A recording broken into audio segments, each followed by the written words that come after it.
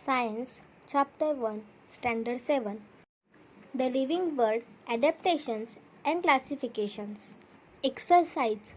Question number 1. Find my match. Lotus, adapted to live in water. Aloe, adapted to live in deserts. Cascuta, hostier roots for absorption of food. Venus flytrap, flowers and leaves attract insects.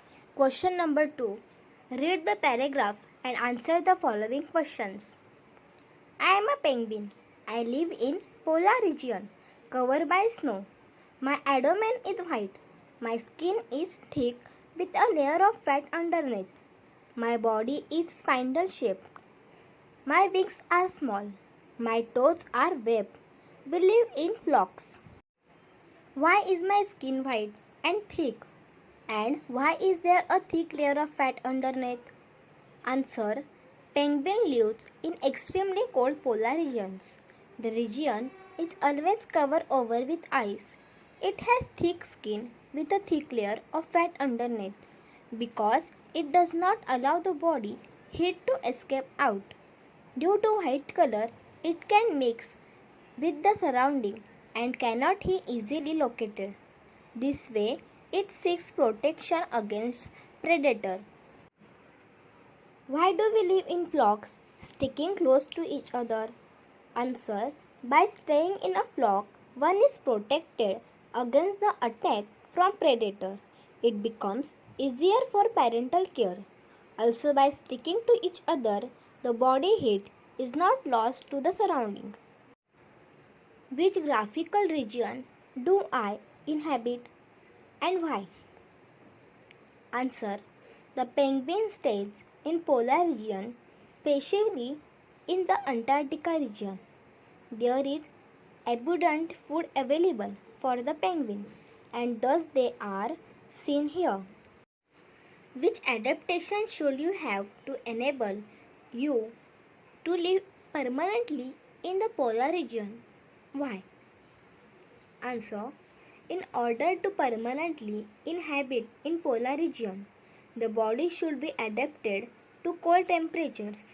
There should be thick layer of fat and thick skin to protect the body. The ability to regulate body temperature should be extremely good for the survival.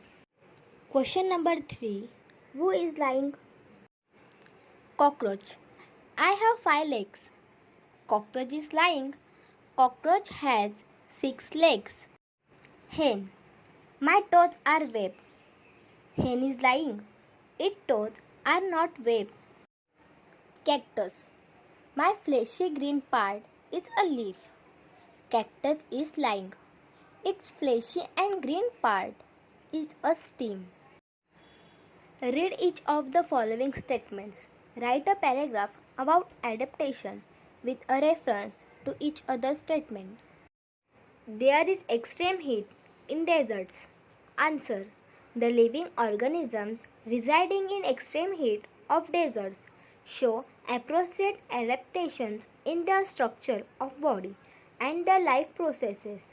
Camel shows many adaptations like modified legs, eyes, nose and a hump on the back. Rats, snakes, spiders and lizards escape the heat of the sun by remaining inside deep burrows during daytime. Plants like different species of cacti have specially modified body structure with which they survive in the extreme heat too. Grasslands are lush green. Answer. The water availability is ample in grasslands. Therefore, there is plenty of grass and shrubs. The fibrous roots of grasses hold the soil particles and prevent soil erosion.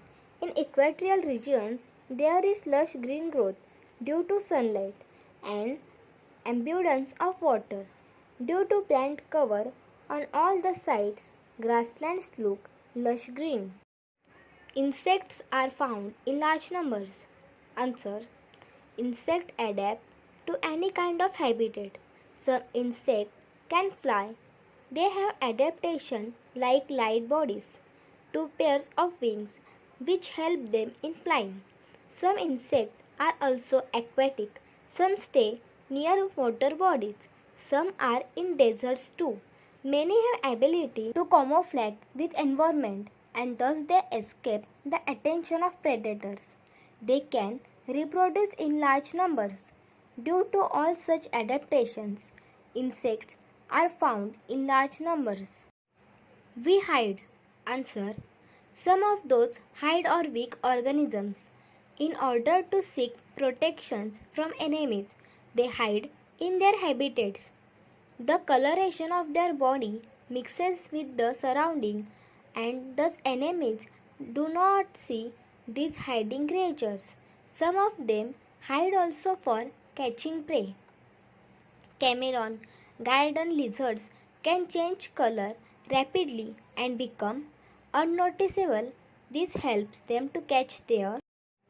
We have long ears. Answer. Long ears are seen in herbivores. They have to be alert from the attack of predator carnivore. They can move their ears to locate the approaching prey. In case of such danger, they run away in a herd.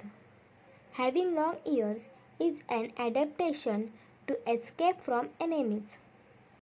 Question number 5. Answer the following. Why is a camel called the sheep of the deserts? Answer. The skin of camel is thick. The legs are long with cushioned soles. There is a fold of skin for protection of nostrils. The eyelashes are long and thick and thus they protect the eyes. Fat is stored in its hump, due to which it can survive for a long time without water. Due to all of such adaptations, camel becomes most of suitable to walk in deserts. Thus, it is used as a means of transport and it is called sheep of the deserts.